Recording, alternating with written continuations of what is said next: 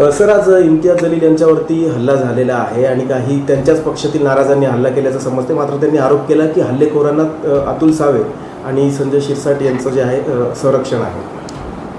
इम्तियाज जलील हा एक नंबरचा खोटारडा माणूस आहे.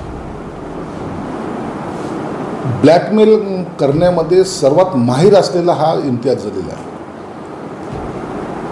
जे कार्यकर्त्यांनी हल्ला केला ना, त्यांनी यासाठी केलं आहे की याच्यासाठी जीवाला जीव देणार ते कार्यकर्ते होते, परंतु पैसे घेऊन तिकीट विकले, त्या कार्यकर्त्याला देशी धडू लावलं आणि त्याचा संताप ते व्यक्त करत आहेत.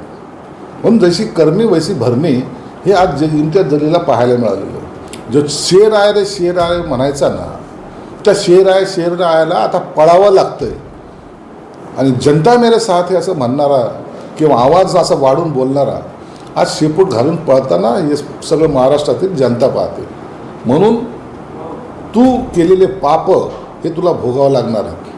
आम्हाला तुझ्या मागे पोलीस संरक्षणामध्ये काही गुंड पाठवण्याची गरज नाही आहे. ही तुझी केलेली पापाची फळं आहेत. सर, तुमचं डायरेक्टली त्यांनी नाव घेतलेलं आहे. असं कुणाचं नाव घेणार आहे तो?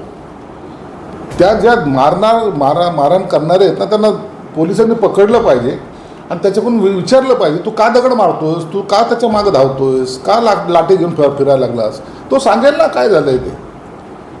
परंतु त्याला इम्तियाजला ही जी मस्ती आहे ना की माझं कोणी काही वाकडं करणार नाही, ओएसी मेरे साथ है, आणि आता तो संध्याकाळी भडक भाषण करेल आणि जसं सगळं मुस्लिम समाज त्याच्याबरोबर आहे असं दाखवण्याचा जो प्रयत्न करेल ना, त्याला त्या कार्यकर्त्यांनी दिलेलं प्रत्युत्तर आहे.